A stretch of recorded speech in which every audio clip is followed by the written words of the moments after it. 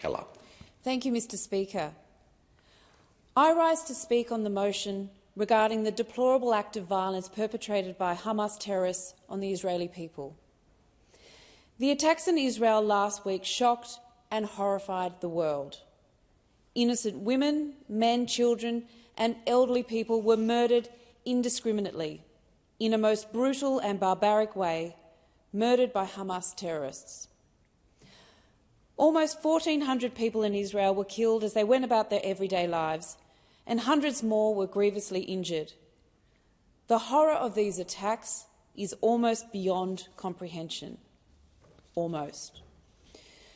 The word terrorist is often heard on the nightly news, but in the case of Hamas, it is clear that their aim was to spread as much terror and as much horror as possible.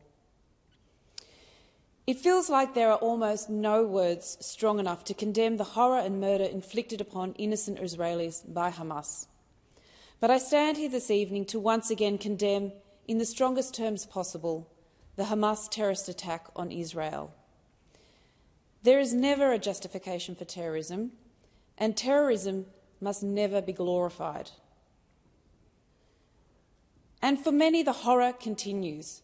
199 hostages have been taken and reportedly are being used as human shields by Hamas. Their terror continues, as does the terror of those that love them. The heart of the nation of Israel and the Jewish diaspora is breaking. Hamas must allow all hostages to be returned safely to Israel, with no exceptions. Israel has the right to defend itself and to rescue their hostages. But despite the immense grief and anger, the response cannot stray outside of international law. To paraphrase the words of our Prime Minister today, humanitarian law must always come first. International law must always be upheld. Protection of innocent lives must come first. Every innocent life matters. Otherwise, are we different? The world is now looking on in horror as a humanitarian crisis unfolds inside Gaza, where there has been a total blockade of water, food, electricity, medicine and fuel for over a week, affecting millions of Gazans. This morning we woke up to hear about the devastation and death of hundreds of people in the main hospital in Gaza City when it was struck by a rocket. It's clear that innocent civilians in Gaza are being killed. Innocent women, innocent men and innocent children. If you believe in human rights, you believe in human rights for all. Hamas does not represent, speak or act for many of the people inside Gaza.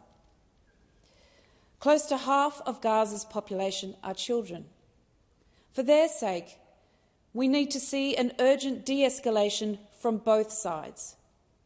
And there are Australians and family members of Australians also in Gaza and the West Bank. Our prayers are also with them. The UN Secretary-General has called for three things: the immediate and unconditional release of hostages, an immediate humanitarian ceasefire, and to immediately allow unrestricted access of humanitarian aid to respond to the most basic needs of the people in Gaza, the overwhelming majority of whom are women and children. As Guterres says, too many lives and the fate of the entire region hang in the balance. I'm also proud of the strong leadership of our Foreign Minister and Prime Minister, who have also called for Israel to protect civilian lives in Gaza City, as the Israeli Defence Force seeks to rescue those who were taken as hostages by Hamas. Some of Australia's closest and strongest partners have also called for restraint and de-escalation, including the UK and the EU. I also commend the Australian government's actions to date, including its swift move to organise repatriation flights out of Israel and help where it can to get Palestinian Australians home. When our planes fly there, rather than sending empty planes, those planes should be filled with medical supplies, food and other items required to sustain life in a humanitarian crisis. Those supplies should be made available to all those in need. I was also pleased to hear today the government's announcement of extra funding to help keep Australians of all faiths safe in their schools, their places of worship and their faith-based community centres.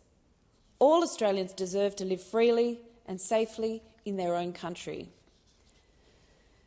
This is a time of intense fear, intense grief and intense anger for so many. But let us try maintain respectful speech with one another so that the grief does not spread. Overwhelmingly, we live in harmony here in Australia.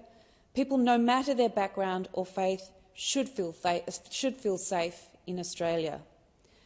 To the people of Israel and Gaza, our hearts are with you. Thank you.